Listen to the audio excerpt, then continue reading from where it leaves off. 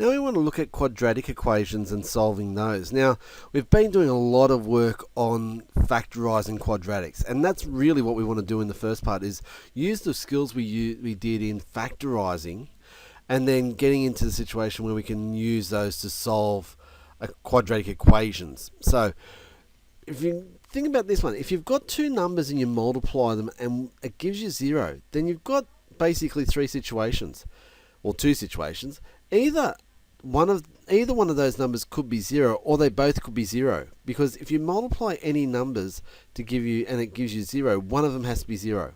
So it doesn't really matter which one it is. So what we want to do then is apply this to our quadratic equations. So let's have a look. A simple one to start off with. This is a simple quadratic equation, and our factorization is really easy, ignoring the 0 there. But what we want to do is get the factorization. So we factorize a common factor, gives us x outside of x minus 6. And if that's equal to 0, then we can say, well, that one's multiplying by that one. We're not, because we're getting in nice factors, we've got two things multiplying by each other. And that's what our quadratic factors come down to, quadratic expressions come down to.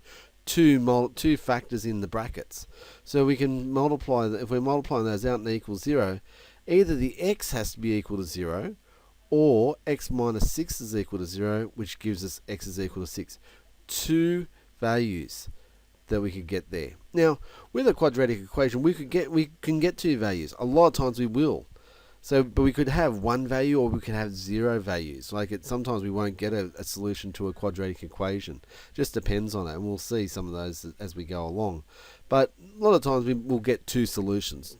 So, let's have a look at this one. This one we need to factorize. So we're looking at what two numbers multiply to give us positive 6, but add to give us minus 5. Well, hopefully you're all saying, hey, that's x minus 2 and x minus 3. That's going to be our brackets.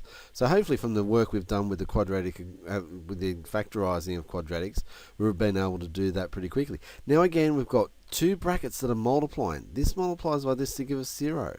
So if that's the case, then if x minus 2, if that bracket was equal to 0, then the whole thing would be equal to 0. So that would give us x equal to 0.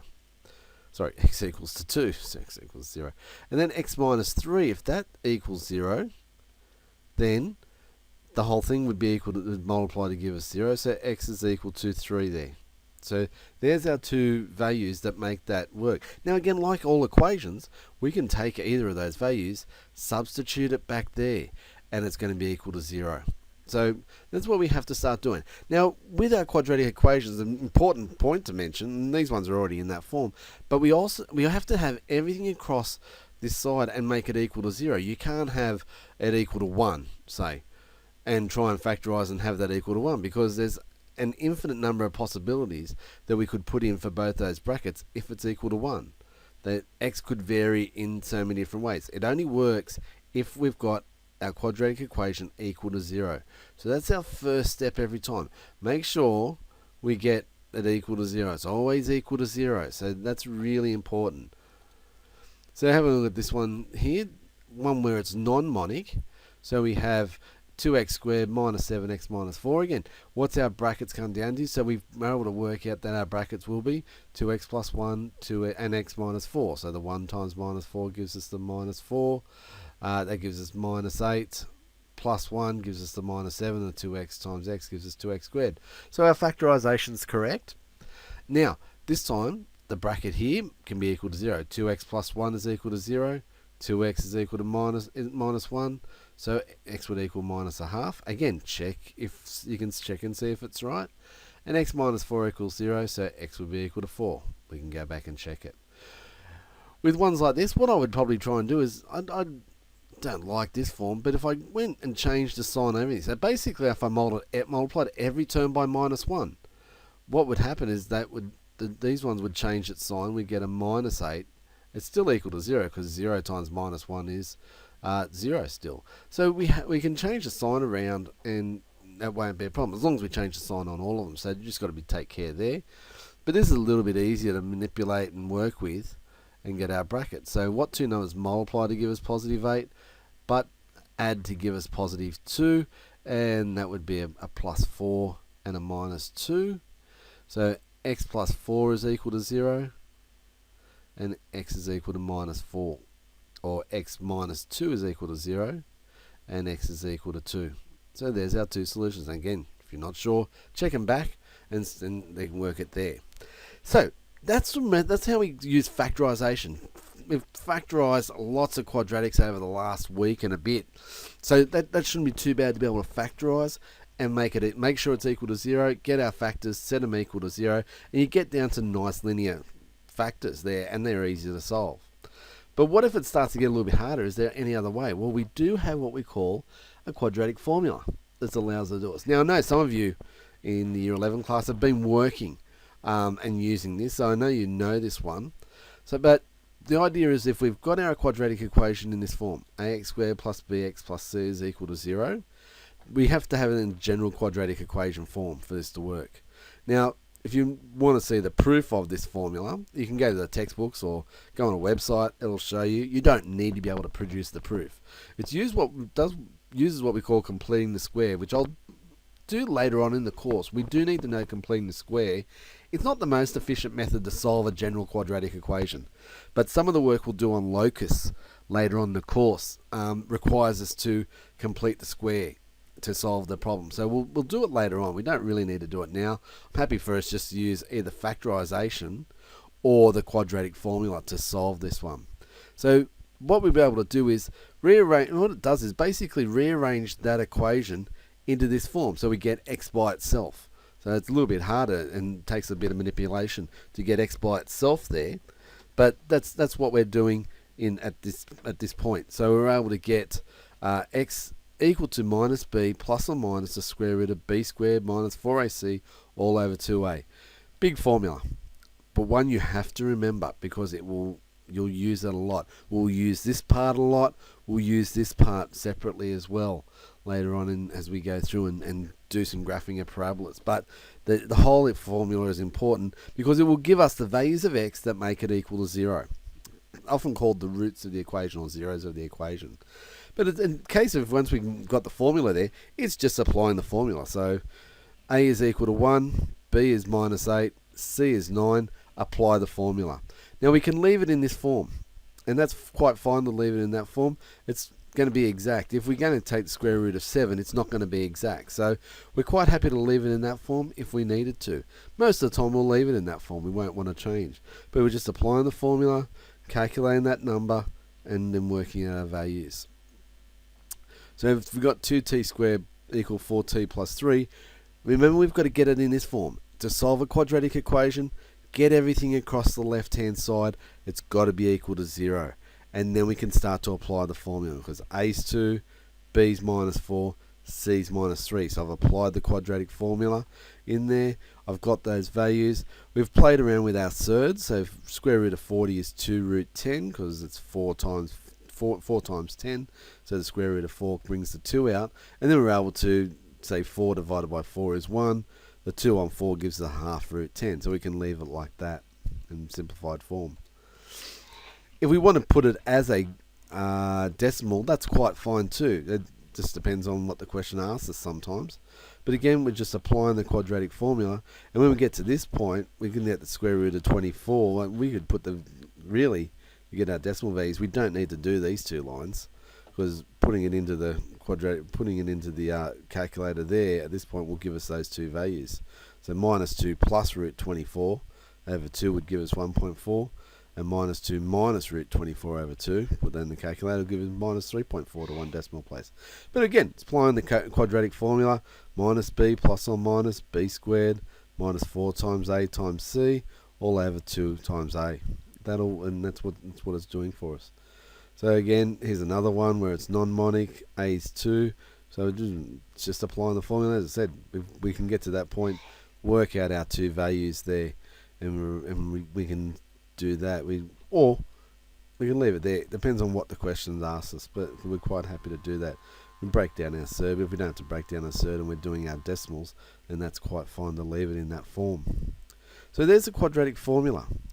What we're going to do is we can use this now to solve some problems. So what we want to do is create a formula and from the problem create a formula, and if it does create a quadratic, then solve it, as we've just done, either using the factorization or the quadratic formula. That's quite fine to use either ones there. So some of the things we may need to do is introduce a variable, because in this first question it just says when a number is subtracted from its square. Well, it doesn't say anything about a variable, so we can do that. So if it's a quadratic equation, there you just got to be careful of the values you take, because it might not be a solution of a problem. So if you're talking about an area type problem or a volume type problem, you might get one of the values being a negative value. That won't work for that situation. So there might be physical constraints in the problem. So it's going to be a situation where you go, well, even though it gives me two values, only one's valid. And that's okay. That's not a problem. There'll be quadratic equations you solve in the course where you'll get values that are not valid, and you just ignore them because they don't fit into the constraints, physical constraints of the problem. It might be dealing with money, it might be dealing with time, area, some physical situation, and it can't be done. And don't forget, good problem solving is often done using a diagram. So if you're not too sure, draw a diagram. If you're getting stuck on a problem, try and do that. So for the first one here, a number is subtracted from its square. The result is 56. Find the number. So set that up. A number, x, is subtracted from its square, and the result is 56. So I look at that and, well, that's a quadratic equation. Let's get that 56 across, and I can solve that by getting x minus 8, x plus 7. So we can factorize that trinomial, and that's equal to 0. So x must equal 8, or x would have to be equal to minus 7. Either of those values subbed in would make it equal to 0. So you can, again, check it up there see if it works. And it will work for you every time. What you could do as well, if you get to this point, you want to use the quadratic formula, like some of you will like to do that because you're not too fussed on factorization. It will work. Using quadratic formula will get you two solutions of 8 and minus 7. That is not a problem. I don't have a problem with that because you're solving the problem, so that's okay. The second problem here, one side of a rectangle is 3 centimeters longer than the other, and if the area of the rectangle is 180 centimeter cubed, find that, or should be centimeter squared. That's wrong side. Find the dimensions. So we let one side be x, the other one's 3 centimeters longer. And if the area is 180, so we multiply those two sides, equals 180, well, we can get a quadratic. We can see x times x times 3x, so x times 3 gives us 3x, equal to 180. Again, we've got to get it all across the side. We can't solve this because, as I said, there's an infinite number of values of x and x here that would multiply to give you 180. So it can't be done. However, once you get it all equal to 0, well, when you multiply two values there, well, either one of them has to be 0, or both could be 0. So that's what we look there. Now, what we're going to notice here is when we do this, we get x plus 15 would equal 0, which means x would have to be 15. Now, we've got to ignore that. That can't be a solution. We're dealing with sides of a rectangle. Sides of a rectangle can't be negative because there's only positive. So we're just going to ignore that one. We go, well, if we've got minus 15, but our only solution there is 12. Because when x is equal to 12, it makes it equal to 0. And that's okay to ignore the minus 15. So if x is equal to 12, then the other side would be 12 plus 3 gives us 15. So the dimensions of that rectangle must be 15. So there's an example where we get a quadratic equation, we ignore the constraint, we ignore a value, an answer that it gives, only because physical constraints mean it can't be that. And that's fine. Don't panic about that. Don't think you have to have all those values being valid there, because it's not, because it can't have a negative value for this problem. Factorizing that quadratic and solving it, yet in general it will have those two solutions. This one, though, for that physical situation, doesn't work. Now, just a note that we didn't make before here with this one. If you get a negative value under your square root here, well, obviously, if you have that situation, it won't work for you. You can't take the square root of a negative number. That's okay as well. As we said before, we don't have to have solutions to a quadratic equation. Now, if you listened in class and we've talked, what I've said before is what we're doing when we solve a quadratic equation is finding where the x parabola caused by the quadratic cuts the x-axis. Now, if we can get a parabola that doesn't cut the x-axis, there'll be no values there. This would a parabola with an equation of this type of parabola would give us a negative value under this square root. It means we don't have any solutions, and that's okay. You don't have to have a solution to that quadratic equation. That would also mean it won't be able to be factorized. If you get a situation where that value is 0, you're only going to get one value, and that's okay too. That would be a situation where our parabola comes down and touches. You would be able to factorize a parabola, a quadratic like that. It'll be a perfect square because it's only going to give you the one value. It'll come down to something in the bracket, but a perfect square, so it'll be all squared. So that's quite fine too. So don't panic if you get a negative value there. It's possible. It's quite fine. A 0 value there is quite fine as well. It just means it's going to give you one solution if it's 0, or no solutions if you can't take the square root of a negative number. And all you'd say would be no solutions. So there we go. That's how we factorize quadratics to solve them, and also use the quadratic formula and some problems that can arise there. So we'll practice that a lot next week, and hopefully we'll be very good at it because, as I said, we'll solve a lot of these as we go through the course.